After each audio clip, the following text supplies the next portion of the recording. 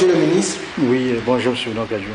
Oui, il y a des informations qui courent, qui disent que le président Alassane Ouattara a l'intention de modifier la constitution ivoirienne qui a été adoptée en 2016.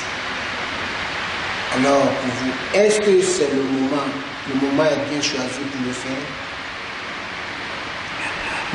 Merci beaucoup. Merci infiniment, M. Benoît Kadiou. Vous parlez d'informations, tout ce que je sais, nous avons tous suivi avec une attention soutenue l'adresse à la nation du chef de l'État.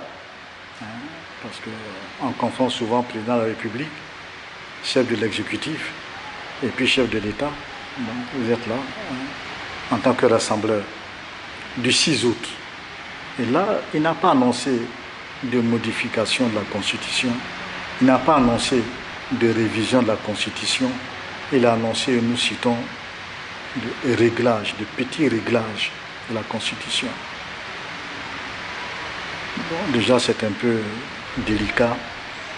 Non, on peut faire des réglages en matière administrative, des réglages à la suite d'un décret, d'un arrêté, d'une circulaire, mais c'est la première fois que j'entends parler de réglages en matière constitutionnelle, mais en Côte d'Ivoire, on apprend toujours. Soit.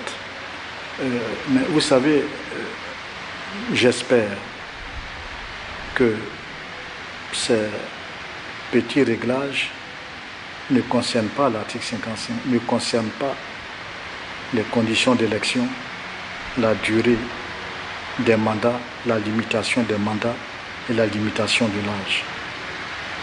Parce que nous l'avons conseillé à certains chefs d'État, en accord avec leurs conseillers spéciaux juridiques, ils n'ont pas suivi, ils ont été emportés. Dès lors que nous sommes en ligne droite, comme en Côte d'Ivoire, de l'élection, des élections politiques, présidentielles et législatives, il n'y a plus, ne touchez plus aux conditions d'éligibilité. Parce que la loi est générale et impersonnelle. Lorsque des candidats se sont annoncés, on sait par exemple que M. Soro Guillaume a, je crois, 47 ans révolus. Si donc vous prenez une loi pour dire qu'on ne peut être candidat qu'à partir de 50 ans, la loi n'est pas impersonnelle. On sait qu'aujourd'hui, en 2010, le président Bédié ne pouvait pas être candidat. Tout le monde s'est mis d'accord parce qu'il avait 75 ans, au moins. On s'est mis d'accord pour supprimer le plafond.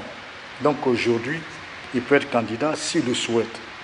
Si vous prenez une loi pour réintroduire les 75 ans, la loi perd son caractère d'impersonnalité. Donc ce n'est pas une bonne loi. Les mandats sont limités à 2 consécutifs. Le même président qui a présenté le projet au référendum a maintenu ces 2 mandats. Donc l'article 183, en fait, c'est le principe de la continuité législative.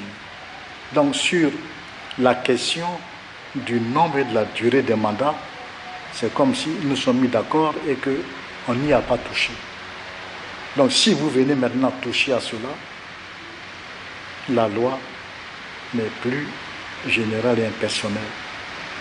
Et donc, je ne sais pas le contenu de ces réglages, mais si d'aventure c'était pour toucher à l'âge, pour que ceux qui ont plus de 75 ans ne puissent pas être candidats, si d'aventure c'était pour plafonner le plancher à 50 ans au lieu de 35 ans, pour empêcher les candidats qui auraient 47 ans ou 48 ans l'année prochaine, si d'aventure ces réglages étaient pour dire que l'article 55 relatif à la limitation des mandats ne s'applique pas au mandat présidentiel en cours.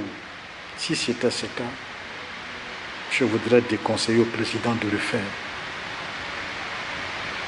Qu'il voit un peu l'expérience des autres, parce que ça risque de dégénérer et ça risque de l'emporter. Or, après 10 ans, il ne mérite pas. Et il mérite de partir avec honneur, dignité et reconnaissance de toute la Côte d'Ivoire.